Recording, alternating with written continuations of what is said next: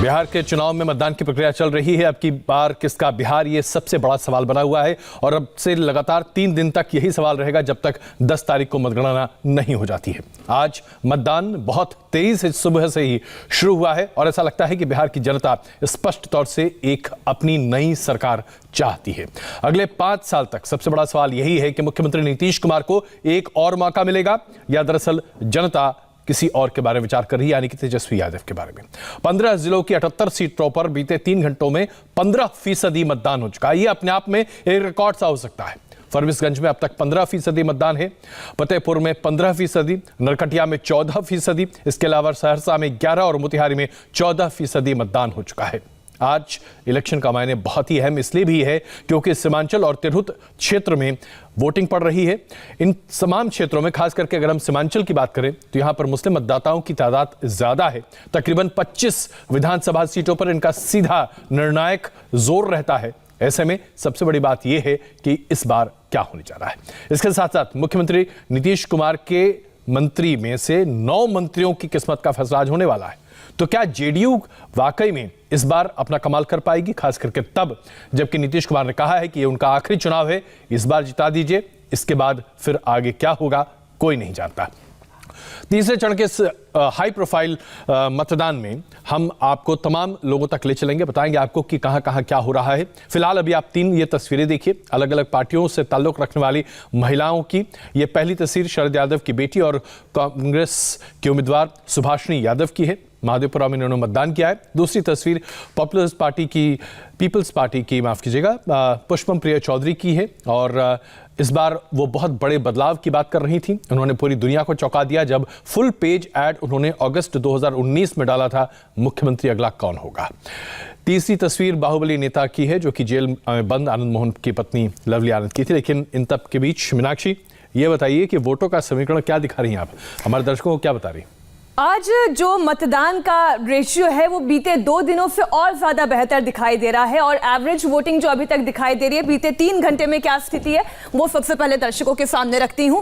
अररिया में 14% मतदान हुआ है, सबसे बेहतर अभी तक। फारबिसगंज में 15% मतदान, जाले में 12%, कटिहार में 11%, आलमनगर जो कि एक महत्वपूर्ण सीट है, यहां से नीतीश सरकार के मंत्री चुनावी मैदान में है, यहां पर 9% मतदान हुआ है। अररिया में जैसा कि मैंने कहा 14% मतदान।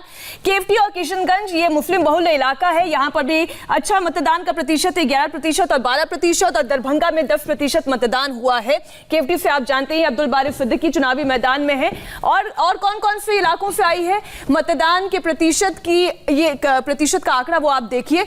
बिहारीगंज से 13% मतदान, सिंहेश्वर से 12%, बिस्फी से मात्र 1%। अब ये समझ में नहीं आ रहा इतना कम कैसे है। हम उम्मीद करते हैं कि मतदान की प्रक्रिया देर से शुरू हुई होगी, आमतौर पर ईवीएम की खराबी की वजह से ऐसा हो जाता है जी। और मुजफ्फरपुर से 12% मतदान, मधेपुरा से 9%, बेनीपट्टी से भी 9%, लौकहा से 11% और बगहा से 12% मतदान की खबर है। इसके अलावा और कौन-कौन से इलाके में देखिए, नरकटियागंज में 14%, पूर्णिया में 10%, मोतिहारी में 14%, सहरसा में 8%। तो वहीं अगर रामनगर को देखें 12% मतदान हुआ है, रुपौली में 9%, रक्सौल में 10% और सिमरी बख्तियारपुर में 11% मतदान हुआ है। अगला आंकड़ा आप देखिए, सोनबरसा में 8% मतदान, ये और बढ़ेगा।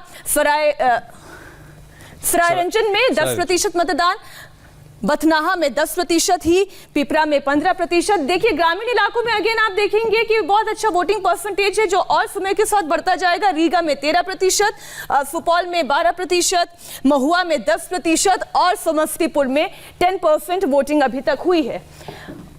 बिल्कुल, तो ये अपने आप में बताता है कि मतदान प्रतिशत बहुत जबरदस्त है। लेकिन इसमें हम कास्ट वाइज बात करेंगे और धर्म आधारित आंकड़ा भी तैयार हो रहा है। वो दरअसल बताएगा कि ये मतदान का प्रतिशत क्या हमारे लिए एक खबर लेकर आ रहा है। अपराजिता सारंगी हमारे साथ मौजूद हैं भारतीय जनता पार्टी से, सुहेली मेहता जी प्रवक्ता हैं जेडीयू से इस वक्त हमारे साथ हैं, और चित्तरंजन गगन हमारे साथ मौजूद हैं, आरजेडी के प्रवक्ता इस वक्त हमारे साथ हैं। तो चित्तरंजन जी, ऐसा बताया जा रहा है कि ये 78 सीटें ये वो सीटें हैं जिस पर अगर आरजेडी ने अपना कब्जा जमाया तो शायद मुख्यमंत्री का जो कुर्सी का सपना है वो साकार हो सकता है। आप लोगों की उम्मीदें क्या है? ये बिल्कुल सही। आज जो रुझान देखने को मिल रहा है, जिस ढंग से उत्साह है मतदाताओं में, पिछले दोनों चरणों से ज्यादा बेहतर स्थिति इसमें है महागठबंधन की। और बिहार की जनता मन बना चुकी है, नया नेतृत्व वह चाहती है, तेजस्वी यादव को बिहार का मुख्यमंत्री बनाना चाहती है। और आज जो अंतिम फेज का जो चुनाव हो रहा है, इसमें उत्साह को आप देखकर और मतदाता प्रतिशत में जिस ढंग से आज बढ़ोतरी हुई है, इसको देखकर आप सहज अनुमान लगा सकते हैं कि बिहार में बदलाव की आंधी चल रही है। चितरंजन जी, लेकिन महत्वपूर्ण बात यहां पर यह है कि MY फॉर्मुलेशन पर ज्यादा यकीन रखने वाली आरजेडी के लिए बहुत आवश्यक है कि महादलित के बीच में भी वो अपनी पैठ बनाए, लेकिन वो वर्ग आपके साथ हमेशा से नाराज रहा है। इस बार आप मना पाएंगे? ये आश्वासन है आपको? देखिए, सारी धारणा इस बार चुनाव में टूटने जा रही है। जाति और धर्म से ऊपर उठकर लोग मतदान कर रहे हैं तो माने नहीं होगा, लेकिन बड़ी संख्या में जो आज मतदान जहां हो रहा है, ब्राह्मणों की आबादी है और ब्राह्मणों की बहुत बड़ा वोट मिल रहा है महागठबंधन को। महादलित, दलित, पिछड़ी, अति पिछड़ी, माने सारी जाति का बंधन तोड़ के सब लोग। चितरंजन जी, आज तो आप भारतीय जनता पार्टी की भाषा बोल रहे हैं। भारतीय जनता पार्टी कुछ ऐसा ही कहा करती है। अपराजिता जी, बिहार में जातीय समीकरण और उसके आधार पर साथ साथ धर्म, ये दोनों चीजें बहुत मायने रखती हैं। खास करके आज जो 78 सीटें हैं, इसमें 25 ऐसी सीटें हैं जिसमें मुसलमान तय करेंगे कि कौन उनका उम्मीदवार होगा, बहुत बड़े पैमाने पर। लेकिन आपकी पार्टी की रणनीति क्या है? आप सबको नमस्कार।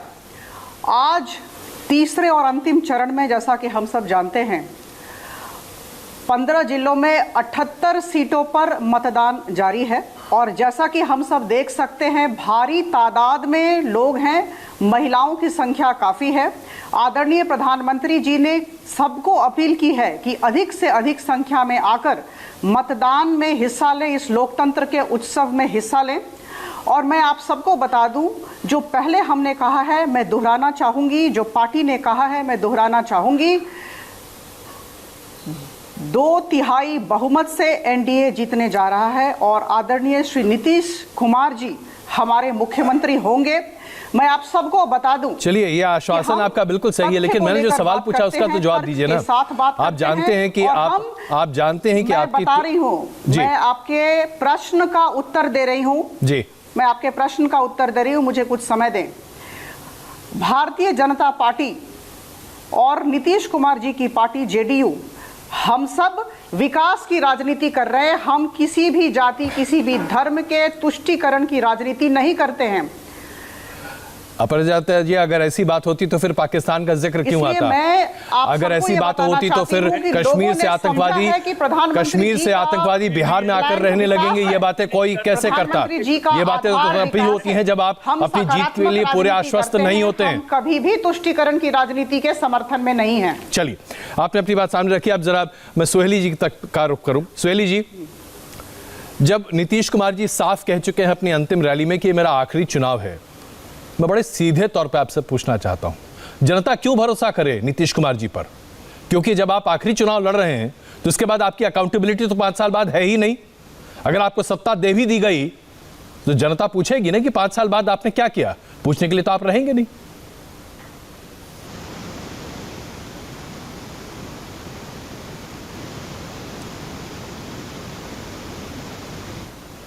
सुहेली जी इस वक्त हमारे साथ, शायद कुछ तकनीकी दिक्कत की वजह से उनकी आवाज़ हम नहीं सुन पा रहे। यही सवाल अपराजिता मैं आपसे रख रहा हूं।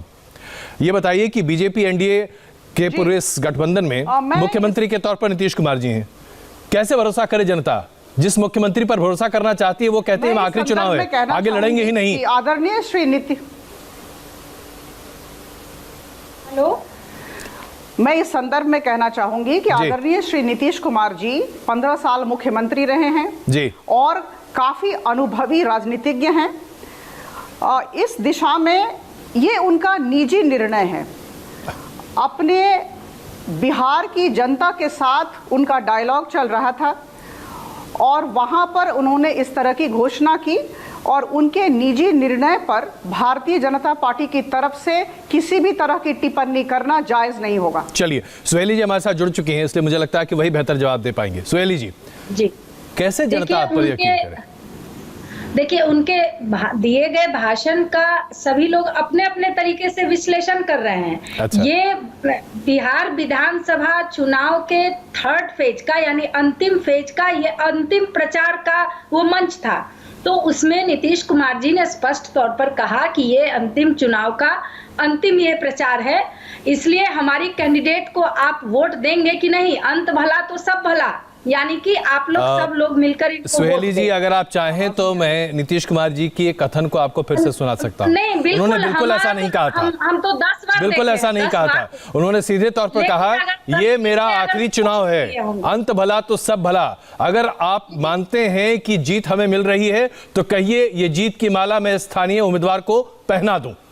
गलती से अगर उन्होंने कहा भी होगा, अगर मान लिया कि कहा होगा, हम 1 मिनट के लिए कह रहे हैं, तो बिहार की जनता, खासकर महिलाएं, पार्टी के कार्यकर्ता, कोई भी उन्हें ये निर्णय नहीं लेने देंगे। ये आप 100% हम आपको आज गारंटी दे रहे हैं। चलिए, तो इसके साथ ही सुहेली जी, बहुत अच्छी बात आपने कही। इसके साथ ही दूसरा सवाल खड़ा हो जाता है, जिस कांग्रेस पार्टी के विरोध में नीतीश कुमार जी ने हमेशा अपनी राजनीति को सामने रखा, वही सब कुछ तो आप लोग भी कर रहे हैं।